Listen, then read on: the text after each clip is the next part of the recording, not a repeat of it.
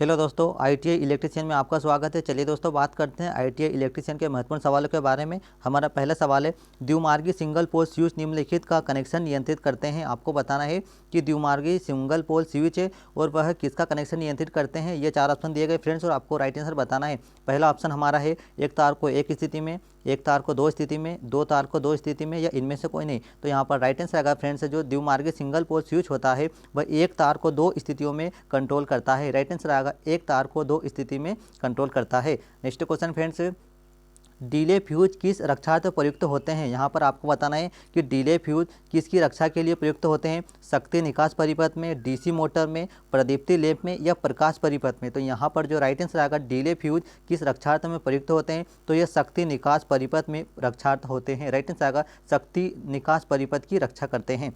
Next question है, विद्युत परिपथों को पूछा गया है और मोस्ट इंपोर्टेंट क्वेश्चन है कि विद्युत परिपथों को अतितापन से किससे बचाया जाता है। ये 4 ऑप्शन है और आपको बताना है कि विद्युत परिपथों को अतितापन मतलब ही अत्यधिक वोल्टेज, अत्यधिक उष्मा या फिर अत्यधिक टेम्परेचर से किससे बचाया जाता है। ये 4 ऑप्शन है, क्षण प्रतिरोध से, परिनालिका से, फ्यूज से, या उपरोक्त सभी थे।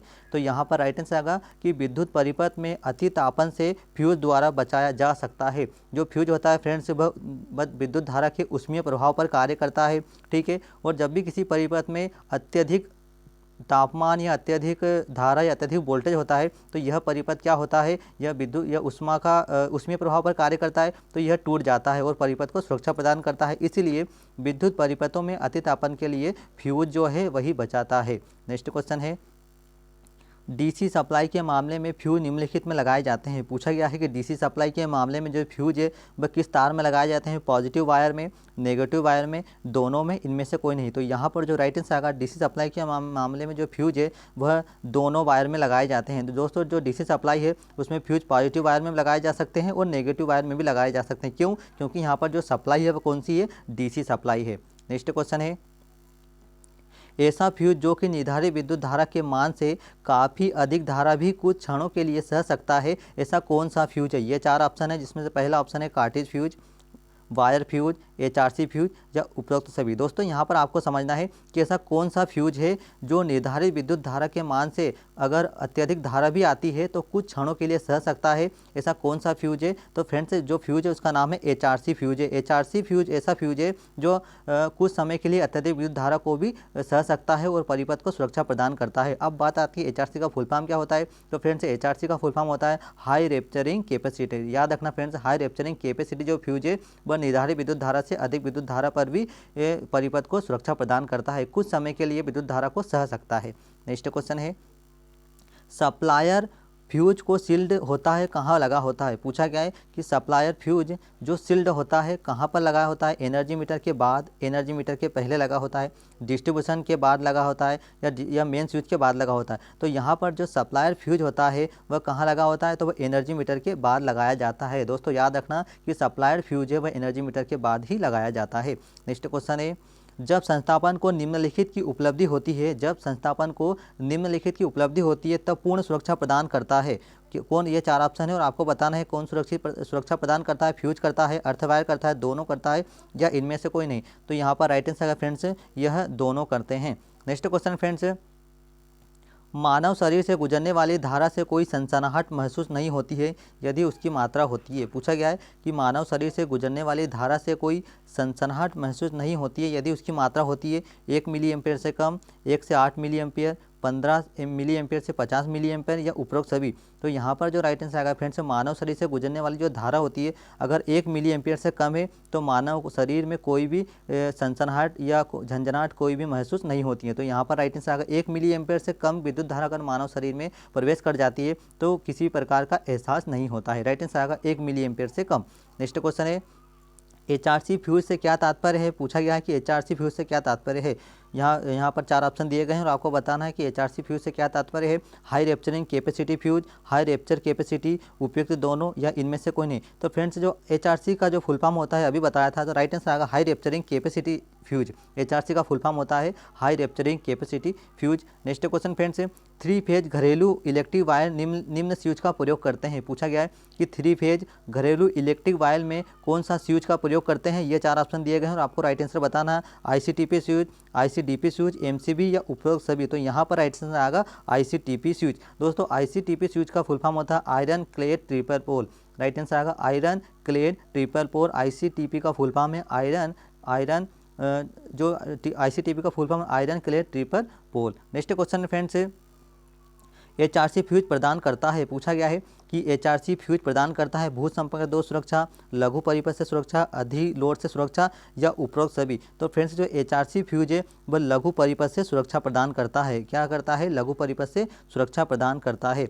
नेक्स्ट क्वेश्चन है, घरेलू वायरिंग में सामग्री और केबल का आकलन करने के लिए किसकी आवश्यकता होती है? पूछा गया है कि घरेलू वायरिंग में सामग्री और केबल का आकलन करने के लिए किसकी आवश्यकता होगी? अभिन्यास चित्र की, वायरिंग और परिपथ चित्र की या उपरोक्त दोनों की। तो यहाँ पर जो राइट आंसर आएगा फ्रेंड्स, वायरिंग चित्र और परिपथ चित्र की आवश्यकता होती है। जब भी हम घरेलू वायरिंग की सामग्री और केबल का आकलन करते हैं तो हमें सबसे पहले वायरिंग का चित्र और परिपथ चित्र की आवश्यकता होती है। नेक्स्ट क्वेश्चन है फ्रेंड्स, घरेलू वायरिंग में स्विच सदैव फेज में लगाया जाता है, न्यूट्रल में नहीं, इसका उद्देश्य क्या है? पूछा गया है कि हम जब भी घरेलू वायरिंग करते हैं तो स्विच को सदैव फेज तार से ही लगाते हैं, न्यूट्रल से नहीं। इसका उद्देश्य क्या है? व्यक्तियों की सुरक्षा, विद्युत को निरंतरता बनाए रखना, विद्युत अग्नि का प्रसार को रोकना या उपरोक्त सभी। तो यहाँ पर जो राइट आंसर आएगा वह व्यक्तियों की सुरक्षा से है। हम घरेलू वायरिंग में स्विच को फेज से ही इसलिए लगाते हैं ताकि व्यक्ति की सुरक्षा हो सके।